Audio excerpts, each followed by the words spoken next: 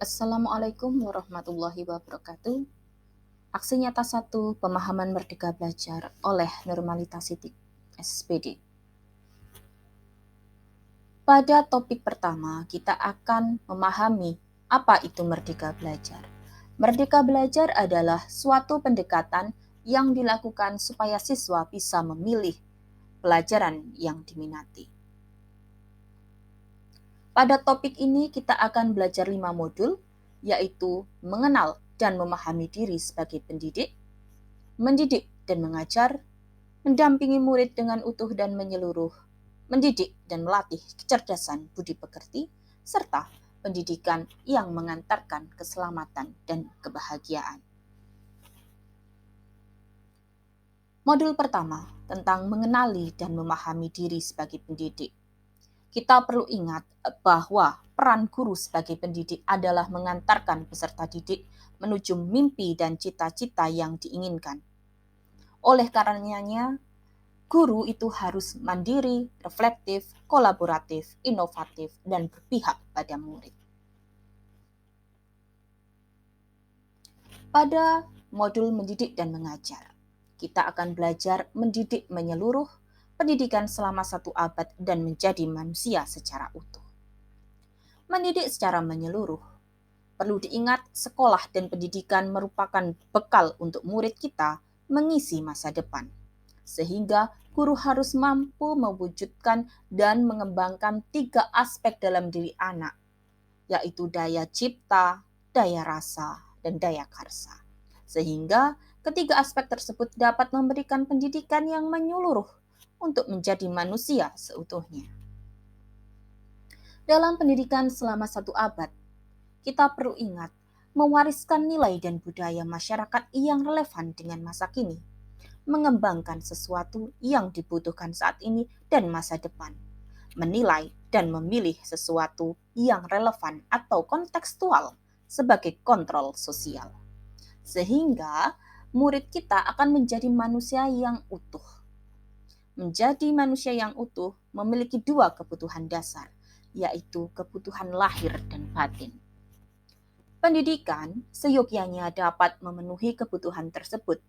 Dibutuhkan peran guru dalam memenuhi kebutuhan lahir dan batin murid, mencapai selamat dan bahagia. Pada modul mendampingi murid dengan utuh dan menyeluruh, apakah cara mengajar kita itu sudah sesuai dengan keadaan saat ini? Kodrat keadaan merupakan bagian yang tidak terpisahkan dari dasar pendidikan murid. Pendidikan bergerak dinamis, menyesuaikan kepada keadaan yang terus bergerak begitu cepat. Sebagai guru, perlu mengantisipasi dan membaca arah perubahan tersebut. Kodrat dibagi menjadi 2, yaitu kodrat alam dan kodrat zaman. Kodrat alam merupakan bagian dari dasar pendidikan murid yang berkaitan dengan sifat dan bentuk lingkungan di mana mereka berada.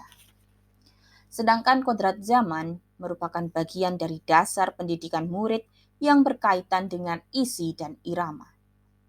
Sedangkan asas trikon dianggap menjadi jawaban yang tepat menuju pembelajaran yang berpihak kepada murid. Dengan trikon, kontinu, konvergen, dan konsentris, guru dapat merancang pembelajaran yang berkelanjutan, terbuka, dan berdasarkan kebudayaan bangsa. Mendidik dan melatih kecerdasan budi pekerti. Budi pekerti adalah hasil dari bersatunya gerak pikiran, perasaan, dan kehendak atau kemauan sehingga menimbulkan suatu tenaga.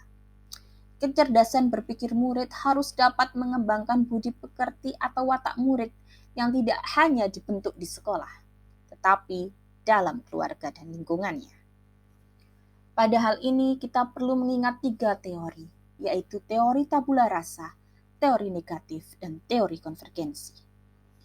Teori tabula rasa ini mengibaratkan kodrat anak ibarat kertas kosong yang dapat diisi dan ditulis oleh pendidik dengan pengetahuan dan wawasan yang diinginkan pendidik.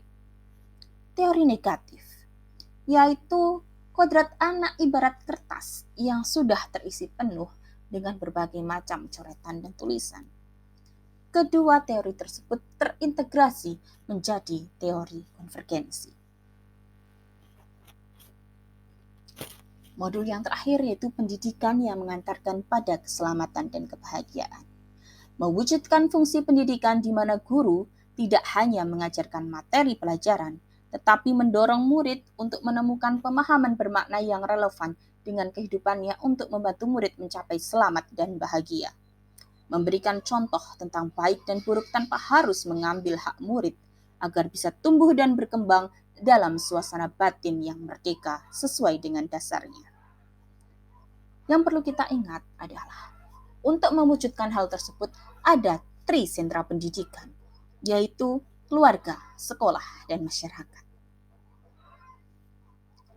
Dan yang terakhir adalah mari kita sama-sama mengingat kutipan dari Ki Hajar Dewantara. Pendidikan bertujuan untuk menuntun segala kodrat yang ada pada anak-anak, agar mereka dapat mencapai keselamatan dan kebahagiaan yang setinggi-tingginya. Terima kasih atas perhatiannya. Assalamualaikum warahmatullahi wabarakatuh.